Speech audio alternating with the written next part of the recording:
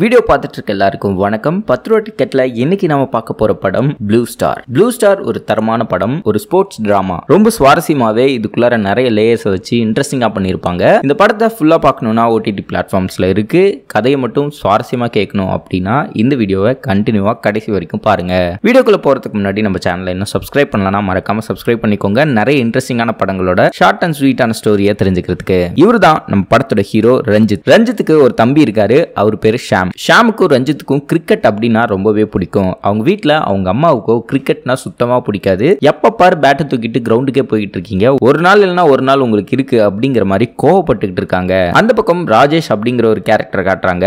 இவர் என்ன பண்ணிட்டு இருக்காருன்னா, தன்னோட வீட்டுக்கு தங்கச்சியோட ஃப்ரெண்டு வந்திருக்காங்க, அவங்கள சைட் அடிச்சிட்டு இருக்காங்க. இந்த சைட் அடிக்கிறது தன்னோட தங்கச்சிக்கும் தெரிஞ்சு அவங்கள கிண்டல் பண்ணிட்டு இருக்காரு. இப்ப நான் சொன்ன இந்த ரெண்டு கதாபாத்திரத்துக்கும் ஒரு பிரச்சனை இருக்கு, அது கிரிக்கெட் மட்டும் இல்லாம ஹீரோ ரஞ்சித் வந்து காலனியில வசிக்கிறாரு. ஆனா ராஜேஷ் ஊருக்குள்ள இருக்கக்கூடிய கொஞ்சம் வசதியான ஆள். ராஜேஷ் பொறுத்த வரைக்கும் ஆல்பா அப்படிங்கிற ஒரு கிரிக்கெட் டீமுக்கு கேப்டனா இருப்பாரு. அதே சமயம் நம்ம ஹீரோ ரஞ்சித் வந்து ப்ளூ ஸ்டார் அப்படிங்கிற ஒரு கிரிக்கெட் டீமுக்கு கேப்டனா இருப்பாரு. இந்த ரெண்டு டீமுக்கும் ஒத்து வராது. ஊர்க்காரங்க காலனிக்காரங்க அப்படின்னு ரெண்டு பேரும் எதிர்ப்புதிரமா சண்டை போட்டுக்கிட்டு தான் இருப்பாங்க. அடுத்து ஒரு கிரிக்கெட் கிரவுண்ட் காட்டுறாங்க. கிரிக்கெட் பிராக்டிஸ் பண்ணிட்டு இருக்காங்க நிறைய பசங்க. அங்க ஒரு கோச் வந்து ஒரு பவுலிங் போடுற பையனை கூப்பிட்டு, என்ன இப்படி விளையாண்டுட்டு இருக்க, இப்படி விளையாண்டுட்டு இருந்தீங்கன்னா உன்னை எதுக்குமே சேர்த்திக்க மாட்டோம், அங்க குப்பாள்றாங்க பத்தியா, அந்த வேலைக்கு தான் நீ லாக்கி அப்படிங்கிற மாதிரி திட்டிட்டு இருக்காரு. இந்த பையனும் ரொம்ப சோகமா யோசிச்சுட்டு மறுபடியும் அடுத்த பால் போடுறான். பயங்கரமா பால் போட்டு அவுட்டும் பண்ணிடுறான். இது எப்படி நடந்தது அப்படின்னு நமக்கு காட்டுறாங்க. இங்கதான் இமானுவேல் அப்படிங்கிற ஒரு கேரக்டரை இன்ட்ரோடியூஸ் பண்றாங்க. இந்த இமானுவேல் கேரக்டர் யார் அப்படின்னா, அந்த கிரவுண்ட்ல புல் கட் பண்ணக்கூடிய ஒரு ஆள். இவர் வந்து அந்த பையன் சோகமா உட்காந்துட்டு இருக்கிறத பார்த்ததும் அந்த பையன் கிட்ட வந்து, நீ நல்லா தான் பால் போடுற, ஆனா இந்த சின்ன மிஸ்டேக்கை மட்டும் கரெக்ட் பண்ணிக்கோ, சூப்பரா போடலாம் அப்படின்னு ஒரு கிரிக்கெட் எக்ஸ்பர்ட் மாதிரி சூப்பரான டிப்ஸ் எல்லாம் கொடுக்குறாரு. அந்த டிப்ஸை கரெக்டா ஃபாலோ பண்ணி தான் செகண்ட் டைம் அந்த பையன் சூப்பரா பால் போட்டிருப்பான். ஹீரோ ரஞ்சித் ITI படிச்சிட்டு இருப்பாரு. அதே கிளாஸ்ல படிக்கக்கூடிய ஆனந்தி அவங்களுக்கு ரொம்ப பிடிக்கும். ஒரு நாள் அவங்க கிட்ட யதார்த்தமா பேச ஆரம்பிக்க அவங்களுக்கும் கிரிக்கெட்ல ரொம்ப ஆர்வம் அப்படின்னு தெரிய வருது. காலேஜ் கிரவுண்ட்ல இவர் கிரிக்கெட் விளையாண்டுட்டு இருக்கிறத கிளாஸ் ரூம் ஜன்னல் வழியா இவங்க எப்பவும் நோட் பண்ணிட்டு இருப்பாங்க போல. ஆனந்தி ரஞ்சித் கிட்ட, நீ சூப்பரா விளையாடுற, ஒரு நாள் இந்தியன் டீமுக்கே நீ விளையாடுற அளவுக்கு உனக்கு திறமை இருக்கு அப்படிங்கிற மாதிரி சொல்றாங்க. இதை கேட்ட ரஞ்சித், எனக்கு இந்தியன் டீமுக்குலாம் விளையாட வேணாம், எங்க ஊர்ல ஊர் காலனின்னு ஒரு பிரச்சனை போயிட்டு இருக்கு, எங்க ரெண்டு டீமுக்கும் மேட்ச் நடக்கணும், அந்த மேட்ச்ல எங்க ப்ளூ ஸ்டார் டீம் வந்து ஜெயிக்க வைக்கணும், அதுதான் என்னோட கோல் அப்படிங்கிற மாதிரி சொல்றாங்க. இங்க கட் பண்ணா 1992ல ஒரு பிளாஷ்பேக் காட்டுறாங்க. இங்க இமானுவேல் பேட்டிங் பண்ணிட்டு இருக்காரு. இமானுவேல் பயங்கரமான பிளேயர். அங்க இருக்கக்கூடிய ப்ளூ ஸ்டார் டீமையே இவர் தான் வழி நடத்த போயிட்டு இருப்பாரு. ஊர் காலனி அப்படின்னு ப்ளூ ஸ்டாருக்கும் ஆல்பாவுக்கும் தான் இங்க மேட்ச் நடந்துட்டு இருக்கும். இமானுவேலோட கைடன்ஸ்ல நடக்கிறதுனால அவரு சூப்பரா அந்த டீமை ஜெயிக்க வச்சுக்கிட்டே இருப்பாரு. ஊர்க்காரங்க ஜெயிக்கவே முடியாது, அதாவது ஆல்பா டீம் வந்து ஜெயிக்கவே முடியாது. இதனால காண்டான ஊர்க்காரங்க இமானுவேலை எப்படியாவது அடிக்கணும் அப்படிங்கிறதுக்காக அந்த மேட்ச்ல அவர் 6 அடிப்பாரு. 6 அடிக்கும் போது கரெக்டா பவுண்டரி லைன்ல காலை வச்சுட்டு அவன் கேட்ச் பிடிச்சிருவான். ஆனா இது ஒரு கேட்ச் தான் அப்படின்னு போங்காட்ட ஆட ட்ரை பண்ணுவாங்க ஊர்க்காரங்க. சரி உங்களுக்கு வேணாம் எங்களுக்கு வேணாம், இது ஒரு நோபால சொல்லிடலாம் அப்படிங்கிற மாதிரி முடிவுக்கு வர என்ன பண்றது அப்படின்னு சொல்லி மறுபடியும் மேட்சை கண்டினியூ பண்ணா ஒருவேளை மறுபடியும் ஜெயிச்சிருவானோ அப்படிங்கிறதுக்காக இமானுவேலை விளையாட விடாம பண்ணிட்டா இந்த டீம் எப்படியாவது இது பண்ணிடலாம் அப்படிங்கிறதுக்காக ஊர்க்காரங்க எல்லாம் உள்ளுக்குள்ள வந்து இமானுவேலை அடிக்க ஆரம்பிப்பாங்க. இதனால ஒரு பெரிய கலவரமே நடக்கும். இந்த கலவரத்துல வேணும்னே இமானுவேல் அவர்களுடைய காலை வந்து வெட்டிடுவாங்க. இந்த பிரச்சனைக்கு அப்புறம் ஆல்பா டீமும் ப்ளூ ஸ்டார் டீமும் சேர்ந்து கிரிக்கெட் விளையாடவே கூடாது அப்படின்னு ஊர் பஞ்சாயத்துல முடிவு பண்ணிடுவாங்க. ஆனா இமானுவேல் அவர்களுடைய காலை வெட்டினதுனால அவரோட கிரிக்கெட் கரியரே வீணா போச்சு. எப்படியாவது எங்க ரெண்டு டீமும் கிரிக்கெட் விளையாண்டு அந்த டீமை நான் தோக்கடிக்கணும், அதுதான் நான் இமானுவேல் அண்ணனுக்கு நடந்த கொடுமைக்கு கொடுக்கக்கூடிய பதிலடியா இருக்கும் அப்படிங்கிற மாதிரி சொல்லுவாரு ரஞ்சித். இந்த பிரச்சனைக்கு அப்புறம் தான் இந்த ரெண்டு டீமும் சேர்ந்து விளையாடவே முடியாத மாதிரி போயிடுச்சு. மற்ற டீம் கூட எல்லாம் கிரிக்கெட் விளையாடக்கூடியவங்க இவங்க கூட மட்டும் விளையாட முடியாம போகும். ஒரு நாள் யதார்த்தமா ரஞ்சித் வீட்டுல அவங்க அம்மா வேலை செஞ்சுட்டு இருக்காங்க. திடீர்னு ஒரு குரல் கேக்குது, சுசீலா அப்படின்னு. யாருன்னு பார்த்தா ராஜேஷோட மாமா வந்து வட்டிக்கு கடன் கொடுத்து வாங்கக்கூடிய ஆள். அதை வசூல் பண்றதுக்காக ராஜேஷ அனுப்பியிருக்கான். மரியாதையே இல்லாம ரஞ்சித்தோட அம்மாவை பேர் சொல்லி கூப்பிடுறான். காரணம் அவன் ஊர்க்காரன், இவங்க காலனிக்காரங்க அப்படிங்கறதுனால. இதை கேட்டதும் ரஞ்சித்துக்கு பயங்கர கோவம் வருது. இவங்க கிட்ட எல்லாம் ஏமா கடன் வாங்குற, என்னோட ஸ்காலர்ஷிப் பணம் வரும், கண்டிப்பா நீ அடுத்த தடவை இவங்க கிட்ட கடன் கொடுத்துட்டு இவங்க கிட்ட இனிமே சங்கார்த்தமே வச்சுக்காத அப்படிங்கிற மாதிரி அவங்க அம்மா கிட்ட சொல்றான் ரஞ்சித். ரஞ்சித்துக்கு இது ஒரு மன உளைச்சலாவே ஆகுது. அடிக்கடி இந்த விஷயத்த நினைச்சு பார்த்துக்கிட்டே இருக்கான். இந்த ரெண்டு டீமும் கிரிக்கெட் விளையாடுறதுக்கு கோயிலுக்கு பக்கத்துல ஒரு பிச் இருக்கும். இந்த பிச்ல யார் ஃபர்ஸ்ட் விளையாடணும் அப்படிங்கிறதுக்கு முந்தின நாளே யார் கொண்டு வந்து கல்ல வைக்கிறாங்களோ அந்த டீம் தான் இங்க கிரிக்கெட் விளையாட முடியும். இந்த தடவை ரஞ்சித்தோட ப்ளூ ஸ்டார் டீம் வந்து முன்னாடியே வந்து விளையாண்டுட்டு இருக்காங்க. ராஜேஷோட ஆல்பா டீம் வந்து பார்க்கும்போது, என்னடா கல்லு நேத்து வச்சியா இல்லையா அப்படின்னு ஒரு பிரச்சனை வருது. கல்லு வச்சேன், ஆனா அந்த கல்லை தூக்கி போட்டு இந்த டீம் விளையாண்டுட்டு இருக்காங்க அப்படின்னு ரெண்டு பேத்துக்குள்ளேயும் பிரச்சனை வருது. இந்த கிரவுண்ட்ல இப்போ யார் ஃபர்ஸ்ட் விளையாடுறது அப்படிங்கிறதே தெரியல. இதுக்கு ஒரு சொல்யூஷனா 3 பால் கேம் விளையாடலாம். அதாவது 3 பால்ல எந்த டீம் வந்து அதிக ஸ்கோர் அடிக்கிறாங்களோ அவங்க இங்கே விளையாடலாம், மற்றவங்க ஓரமானிக்கலாம் அப்படிங்கிற முடிவுக்கு வராங்க. மேட்சும் ஸ்டார்ட் ஆகுது. 3 பால் போடுறாங்க. 3 பால்ல ஃபர்ஸ்ட் ராஜேஷ் டீம் தான் விளையாட ஆரம்பிக்கிறாங்க. ராஜேஷ் 3 பால்ல 8 ரன் அடிக்கிறாரு. அடுத்து ரஞ்சித் விளையாட ஆரம்பிக்கிறாரு. ரஞ்சித் விளையாட ஆரம்பிக்கும் போது ஃபர்ஸ்ட் பால்லே அவரோட பேட் உடஞ்சு போயிருது. இந்த பேட் உடஞ்சு போனதுனால என்ன பண்றது அப்படின்னு சொல்லி முழிக்கிறாரு. ஒரு ஸ்டெம்ப் எடுத்துட்டு வர சொல்லி அந்த ஸ்டெம்பை வச்சு விளையாட ஆரம்பிக்கிறாரு. ஆல்பா டீமோ இதெல்லாம் வச்சு எப்படி ஜெயிக்க முடியும், எப்படியும் நாங்க தான் விளையாட போறோம் அப்படிங்கிற மாதிரி நக்கலா சிரிக்கிறாங்க. ஆனா ஹீரோ ரஞ்சித் அந்த ஸ்டெம்பை வச்சு அந்த கேம்ல ஜெயிக்கிறாரு. ப்ளூ ஸ்டார் டீமோ பயங்கரமா கொண்டாடுறாங்க. இதை பார்த்துட்டு இருக்க ஆல்பா டீம்ல இருந்து ஒரு என்னடா இதெல்லாம் ஒரு கேம்ன்ட்டு இதுல ஜெயிச்சிட்டீங்கன்னு பேசுறீங்க, என்ன பெரிய மேட்ச்ல ஜெயிச்சிட்டீங்க அப்படிங்கிற மாதிரி வம்பிலுக்க, பெரிய மேட்ச் வச்சாலும் அதுல ஜெயிப்போண்டா, எப்ப மேட்ச்னு சொல்லு, 2 பேரும் சேர்ந்து விளையாடுறதுக்கு தான் காத்துட்டு இருக்கோம் அப்படிங்கிற மாதிரி கத்துறாரு. இப்ப ராஜேஷ்கோ தோத்த அவமானத்துல எப்படியாவது மேட்சை திரும்ப விளையாட ஆரம்பிக்கணும், இவ்வளவு நாள் விளையாடாம இருந்துட்டோம், ஊர்கிட்ட பேசி எப்படியாவது இதை விளையாட ஆரம்பிக்கணும் அப்படிங்கிற மாதிரி முடிவு பண்றாங்க. ஊர்ல பெரியாள் அப்படின்னா ராஜேஷோட மாமா தான். அவருக்கு இந்த கிரவுண்டை எப்படியாவது வளைச்சு போட்டுறணும் அப்படிங்கிறது தான் ஆசை. ஆனா அதை கொஞ்சம் விட்டு பிடிக்கணும், எந்த பிரச்சனையும் இல்லாம இதை சுமூகமா நடத்தணும் அப்படிங்கிறதுக்காக இவங்களுக்கு விளையாடுறதுக்கு பர்மிஷன் கொடுக்குற மாதிரி கொடுத்து அந்த நிலத்தை வந்து ஆக்கிரமிச்சுக்கிறது தான் அவரோட ஐடியா. இப்ப 2 தரப்பும் ஒரு இடத்துல உட்காந்து மேட்ச் நடத்தலாமா வேணாமா, இந்த திருவிழால மேட்ச் நடத்தினா என்ன பிரச்சனை ஆகும் அப்படிங்கிற மாதிரி பேசிக்கிறாங்க. இதுல ஒரு தரப்பு வந்து இவங்க 2 பேரும் சண்டை போட்டுக்கோங்க, அதுக்கு தான் நீ மேட்ச் நடத்த நினைக்கிறியா அப்படிங்கிற மாதிரி கேட்கறாங்க. ப்ளூ ஸ்டார் டீம் சார்பா இமானுவேல் வந்து தான் பேசுறாரு. அவர் என்ன சொல்றாரு அப்படின்னா, கிரிக்கெட் அப்படிங்கறத சண்டை போட்டுக்கிறது கிடையாது, ஸ்போர்ட்ஸ்ங்கிறதே டிசிப்ளின்காக தான். இவங்க 2 பேரும் கிரிக்கெட் விளையாட ஆரம்பிச்சாங்க அப்படின்னா தான் அதுல இருக்கக்கூடிய டிசிப்ளின் என்ன அப்படிங்கிறது தெரியும் அப்படிங்கிற மாதிரி கன்வின்ஸ் பண்ண ஊர்க்காரங்களும் ஓகே இதுதான் கரெக்டா இருக்கும் அப்படின்னு சொல்லிட்டு கிரிக்கெட் விளையாடுறதுக்கு அனுமதி கொடுக்குறாங்க. இந்த மேட்ச்ல எப்படியாவது ஜெயிக்கணும் அப்படிங்கிறதுக்காக ஆல்பா டீம் ராஜேஷ் என்ன பண்றாரு அப்படின்னா, லீக் பிளேயர்ஸ் அப்படின்னு சொல்லக்கூடிய நல்லா ட்ரெயின்டு பிளேயர்ஸ் இருப்பாங்க இல்லையா, அவங்களெல்லாம் கூட்டிட்டு வந்து அதுல இருந்து ஒரு 3-4 பேரை வந்து டீமுக்குள்ளார கூட்டிட்டு வந்து ஊர்க்காரங்க இல்லாம வெளிய ஆட்கள் அப்படின்னு சொல்லி லீக் பிளேயர்ஸ், அதாவது பயங்கரமா ட்ரெயின்டான பீப்புளை கூட்டிட்டு வந்து அவங்க டீம்ல விளையாட வச்சு எப்படியோ ஜெயிச்சிடலாம் அப்படின்னு பிளான் போடுறாரு. இது எப்படி சாத்தியம் அப்படின்னு பாத்தீங்கன்னா, இந்த கேமோட ரூல் பிளான்லேயே என்ன இருக்கு அப்படின்னா, வெளியாட்களை கூட்டிட்டு வந்து விளையாடலாம் அப்படின்னு ஒரு லைன் இருக்கு. இந்த லைனோட லூப் ஹோலை வச்சு தான் எப்படியாவது வெளிய ஆட்களை, அதாவது லீக் பிளேயர்ஸ், பெரிய பெரிய பிளேயர்ஸை கூட்டு வந்து இதுல விளையாட வைக்கலாம் அப்படின்னு முடிவு பண்ணிடுறாரு நம்ம ராஜேஷ். ப்ளூ ஸ்டார் டீமுக்கோ இது ஒரு பின்னடைவா தான் பார்க்கப்படுது. திருவிழாவும் நடக்குது. இந்த திருவிழால இந்த மேட்சும் நடக்க ஆரம்பிக்குது. இந்த மேட்ச்ல அந்த வெளியிருந்து வரக்கூடிய லீக் பிளேயர்ஸ் யாருமே ஆல்பா டீம்ல இருக்கக்கூடிய ராஜேஷையோ இல்ல மற்ற பிளேயர்ஸையோ மதிக்க மாட்டேங்கிறாங்க. ஹேண்ட்ஷேக் பண்ணா கூட கை கொடுக்க மாட்டேங்கிறாங்க. அந்த அளவுக்கு இல் ட்ரீட் பண்றாங்க. அதாவது அவங்கள பொறுத்த வரைக்கும் நான்லாம் ப்ரொஃபஷனல் பிளேயர், நீலாம் யாரு தெருவில் இருக்கக்கூடியவன் அப்படின்னு அவங்கள ட்ரீட் பண்றாங்க. ஒரு வழியா மேட்சும் நடந்து முடிக்குது. எதிர்பார்த்த மாதிரியே ஒரு பெரிய லீக் பிளேயர்ஸ் முன்னாடி ப்ளூ ஸ்டார் டீமால ஜெயிக்க முடியல. லீக் பிளேயர்ஸ் பயங்கரமா விளையாண்டுறாங்க. ஆனா இந்த மேட்ச்லயும் ஹீரோ ரஞ்சித் வந்து பயங்கரமா பர்ஃபார்ம் பண்றாரு. எங்க நம்ம தோத்துருமோ அப்படின்னு லீக் பிளேயர்ஸ்ல ஒருத்தன் பவுலிங் போடும்போது ஹீரோ நல்லா விளையாண்டுட்டு இருக்கும்போது அவரோட கையில அடிச்சு அவர் கையை உடைச்சு விட்டுறாங்க. இதனாலதான் ப்ளூ ஸ்டார் டீம் தோத்து போயிருது. என்னதான் அந்த லீக் பிளேயர்ஸ் சூப்பரா விளையாண்டாலும் ரஞ்சித்துக்கு இருக்கக்கூடிய டேலண்ட்ல அந்த கேமை ஜெயிக்கிற மாதிரி தான் இருந்திருக்கும். ப்ளூ ஸ்டார் டீம்ல இருந்து இந்த கை உடைஞ்ச மேட்டரை பத்தி உட்காந்து பேசிட்டு இருக்காங்க. இப்ப இமானுவேல் அந்த இடத்துக்கு வராரு. என்னடா பேசிட்டு இருக்கீங்க அப்படின்னு கேட்க, இவன் கையை உடைச்சிட்டான்லாம் அடுத்த தாட்டி அவன் கையையும் உடைக்கணும் அப்படிங்கிற மாதிரி அவனுக்குள்ள பேசிட்டு இருப்பாங்க.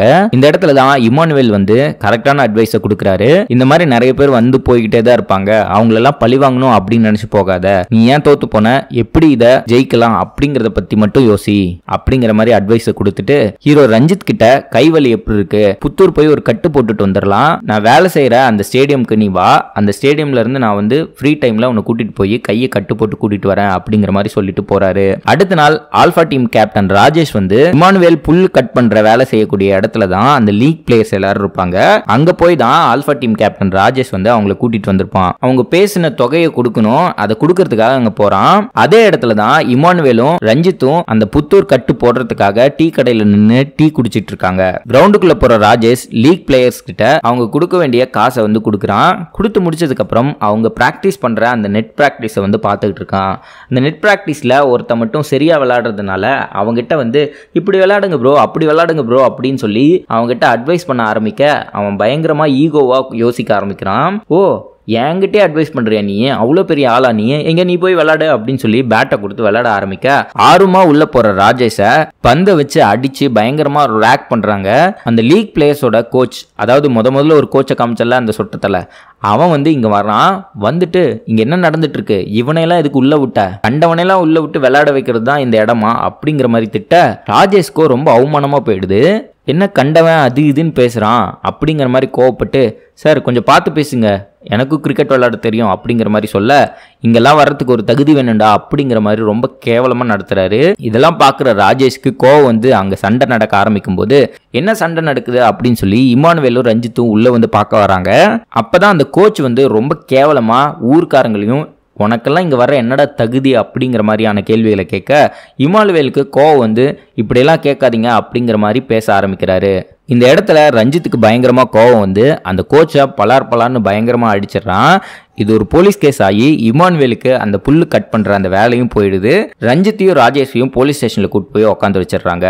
இந்த போலீஸ் ஸ்டேஷன்லேருந்து வெளியே வர்றதுக்கு ராஜேஷோட மாமா ஹெல்ப் பண்ணி காசு கொடுத்து வெளியே அனுப்பிடுறாங்க. ஆனால் ரஞ்சித்தோ உள்ளே இருக்காரு. இமானுவேல் என்ன பண்ணுறது அப்படின்னு தெரியாமல் முழிச்சிட்டு இருப்பாரு. ஏன்னா ராஜேஷோட மாமா காசு கொடுத்து அவனை வெளியே அனுப்பிடுறாங்க. ஆனால் ஒரு 1000 ரூபா கொடுத்தா தான் ரஞ்சித்தை வெளியே எடுக்க முடியும் அப்படிங்கிற சூழல்ல ராஜேஷ் என்ன பண்ணுறான் அப்படின்னா, நமக்காக பேசி தானே இவனும் உள்ள வந்தான் அப்படிங்கிறதுக்காக ஒரு மோதிரத்தை தான் கையில இருந்து கழட்டி கொடுத்து இதை வச்சு அவனை வெளியே கொண்டு வந்தாங்க அப்படிங்கிற மாதிரி சொல்லிட்டு போயிடுவான். இந்த இடத்துல தான் ராஜேஷ்க்கு ஜாதிய ரீதியாக ஒருத்தனை கீழே அப்படின்னு நம்ம சொல்லிட்டு இருக்கிறது எவ்வளவு தப்பு அப்படிங்கறது உணர ஆரம்பிக்கிறான். ஏன்னா இவ்வளவு நாள் நமக்கு கீழே ஒருத்தன் இருக்கான் அப்படின்னு நம்ம நினைக்கும் போது, நம்ம எல்லாரையுமே கீழே தான் அப்படின்னு ஒருத்தன் நினைக்கிறான் அப்படிங்கிறது தெரிய வரும்போது, இப்படி இருந்த மனநிலை எவ்வளவு தப்பு அப்படிங்கிறத கொஞ்சம் கொஞ்சமா அவன் மனசுல துளிர் விட ஆரம்பிக்குது. இந்த டைம் அந்த வட்டி வசூல் பண்ண போற இடத்துல யாராவது கொடுக்கல அப்படின்னு சொன்னா, பரவாயில்ல பொறுமையா கொடுங்க அப்படின்னு மரியாதையா பேசுறான். ப்ளூ ஸ்டார் ஆல்ஃபா 2 டீம் மெம்பர்ஸும் ஒரு கல்யாணம் அட்டன் பண்றாங்க. இந்த கல்யாணத்துல ஒரு பிரச்சனை நடக்குது. ஹீரோ ரஞ்சித் காதலிச்சிட்டு இருந்த ஆனந்தியோட சொந்தக்காரன், இவன் தான் நம்ம தங்கச்சி கூட பழகிட்டு இருக்கான் அப்படின்னு சொல்லி ரஞ்சித் கூட வம்பிழுக்கிறான். இந்த வம்புல ஆனந்தியோட சொந்தக்காரன் ஊரை பத்தி கேவலமா பேச ரஞ்சித்தும் ராஜேஷ் 2 டீமும் சேர்ந்து அவங்க கூட சண்டை போட்டு பெரிய அடிதடி ஆகுது. இந்த அடிதடிக்கு அப்புறம் ஒரு லாரியில எல்லாரும் சேர்ந்து கிளம்புறாங்க. இதுல இமானுவேலும் இருக்காரு. ஒரு பிரச்சனைன்னு வந்தவனையும் 2 பேரும் சேர்ந்து அடிச்சவனையும் அவன் ஓடி போயிட்டான்ல, அதே மாதிரி நீங்களும் விளையாடணும் அப்படிங்கறதா என்னோட ஆசை அப்படிங்கிற மாதிரி சொல்றாரு. இப்ப நான் உங்களுக்கு ஒரு ஐடியா கொடுக்குறேன். ஒரே டீமா சேர்ந்து கிரிக்கெட் கிளப்ல விளையாட ஆரம்பிக்கணும். நான் உங்களுக்காக அப்ளை பண்றேன் அப்படிங்கிற மாதிரி சொல்றாரு. இதை 2 டீமும் பரிசீலிக்கிறதுக்காக அவங்கவுங்க டீம் மெம்பர்ஸ் கிட்ட ரஞ்சித்தும் ராஜேஷும் பேசுறாங்க. ரஞ்சித்தோட டீம்ல என்ன சொல்றாங்க அப்படின்னா, 2 டீமும் ஒன்னா சேரும்போது பாதி பிளேயர்ஸ் வெளியே போய் உட்கார வேண்டியதா இருக்கும். உனக்கு என்ன, உன் தம்பி நல்லா விளையாடுவான்னு சொல்லி அவனை உள்ள கூட்டிக்குவ, மற்றவங்களாம் வெளியே உட்காந்துருப்பாங்களே அப்படிங்கிற கேள்வி வருது. இங்க நல்லா விளையாடுறவங்க மட்டும்தான் கேம்ல விளையாட முடியும். நானே நல்லா விளையாடணும்னு கூட நான் வெளியே உட்காந்துக்கிறேன், நீங்க போய் விளையாடுங்க அப்படிங்கிற மாதிரி சொல்ல அவங்க டீம் மெம்பர்ஸ் எல்லாரும் கன்வின்ஸ் ஆகி நம்ம விளையாடலாம் அப்படின்னு சொல்றாங்க. 2 பேரும் ஒரே டீமா சேர்ந்து விளையாடுறதுக்கு ஒத்துக்கிறாங்க. அடுத்து கிரிக்கெட் கிளப்புக்கு இமானுவேல் எல்லாரையும் கூட்டிட்டு அங்க போறாரு. அங்க போனதுக்கு அப்புறம் ஃபர்ஸ்ட் மேட்ச்ல என்ன பிரச்சனை ஆகுது அப்படின்னா, சரியான கோஆர்டினேஷன் இல்ல. ராஜேஷ் டீம்ல இருக்கக்கூடிய சில பேர் என்னோட டீம் கேப்டன் ராஜேஷ் சொன்னாதான் நான் கேட்பேன், ரஞ்சித் சொன்னாலாம் நான் கேட்க மாட்டேன் அப்படிங்கிற மாதிரி ஈகோஸ்டிக்கா இருக்காங்க. பால் கேட்ச் பிடிக்க வரும்போது லீவ் இட் சொல்லாம 2 பேரும் ஒருத்தர் இடிச்சுக்கிட்டு விழுகிறாங்க. இந்த மாதிரி சரியான கோஆர்டினேஷன் ஒருத்தருக்கு ஒருத்தர் இல்லாம போனாலும் ரஞ்சித்தோட பேட்டிங்னால மேட்சை அவங்க ஜெயிக்கிறாங்க. இந்த மேட்ச் நடந்து முடிஞ்சதுக்கு அப்புறம் ராஜேஷோட மாமா இருக்காரு இல்லையா, அந்த வட்டிக்கு விடுறாள், அவரு ராஜேஷை கூப்பிட்டு, என்னடா காலனிக்கார பசங்க கூட எல்லாம் சேர்ந்து கிரிக்கெட் விளையாண்டுட்டு இருக்கீங்க, நீ வேணா சொல்லு, தனியாவே நான் அரேஞ்ச் பண்ணி கொடுக்குறேன், நம்ம பசங்க கூட மட்டும் சேர்ந்து விளையாடு அப்படிங்கிற மாதிரி ஒரு அட்வைஸை கொடுக்க, இந்நாள் என்னடா இப்படி பேசுறான் அப்படின்னு சொல்லிட்டு அவரை கடந்து போறாரு நம்ம ராஜேஷ். அதுக்கப்புறம் அடுத்தடுத்த மேட்ச் நடக்குது. அந்த கிரிக்கெட் கிளப்ல இருக்கக்கூடிய அபிஷியல்ஸ் எல்லாருமே இவனுங்களை பார்த்தாவே பிடிக்கல அப்படிங்கிற மாதிரி தான் பிஹேவ் பண்ணுவாங்க. இவனுங்களை இப்படியே விட்டா வளர்ந்துருவானுங்க அப்படிங்கிறதுக்காக நல்ல பால் நோ பால்னு சொல்றது, அடிக்கடி வைடு கொடுக்கறது, இந்த மாதிரி நிறைய ஃப்ராடுத்தனம் பண்ணி இந்த பசங்களை வெளியே போக வைக்கணும் அப்படின்னு அங்க இருக்க அபிஷியல்ஸ் முடிவு பண்ணிட்டு இருக்காங்க. அங்க இருக்கக்கூடிய பிரச்சனைகள்லாம் தாண்டி அடுத்தடுத்த கட்டத்துக்கு இந்த பசங்க முன்னேறிக்கிட்டே இருக்காங்க. ஒரு வழியா செமிஃபைனல்ஸும் வந்துருது. செமிஃபைனல் மேட்ச் ஆரம்பிக்கிறதுக்கு முன்னாடி ஆக்சுவலா விளையாட வேண்டிய ஆப்போனன்ட் பிளேயர்ஸை விட்டுட்டு அந்த கிளப்லயே பயங்கரமா விளையாடக்கூடிய 11 புல்லட் அப்படிங்கிற ஒரு டஃப்பான டீம் இவங்க கூட விளையாட வைக்கிறாங்க. இந்த டீம்ல புல்லட் அப்படின்னு ஒரு டஃப்பான பிளேயர் இருக்கான். இந்த பிளேயர் உள்ள இறங்கிட்டான் அப்படின்னா இவன் அவுட் அவுட் பண்றது ரொம்ப கஷ்டம், எப்படி பால் போட்டாலும் அடிச்சுக்கிட்டே இருப்பான் அப்படின்லாம் காட்டுவாங்க. இந்த பசங்க தானே அப்படின்னு சொல்லிட்டு ரொம்ப அசால்ட்டா விளையாடக்கூடிய அந்த புல்லட் அப்படிங்கிற பிளேயரை வந்து நம்ம பசங்க எப்படியோ அவுட்டும் பண்ணிடுவாங்க. இந்த புல்லட் அப்படிங்கிற பிளேயரை வந்து ஒரு வில்லத்தனமா காட்டிட்டு இருப்பாங்க.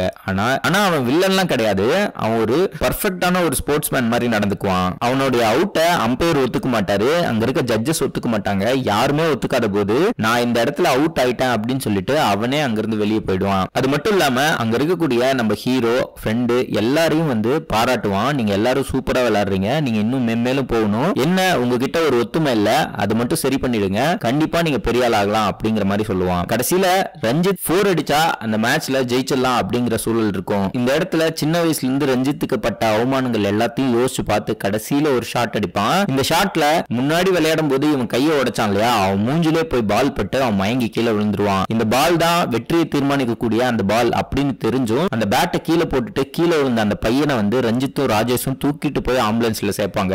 கொஞ்ச நேரம் கழிச்சு தான் இந்த ஃபைனல் மேட்ச்ல நம்ம பசங்க ஜெயிச்சானுங்களா இல்லையா அப்படிங்கறத காட்டுவாங்க.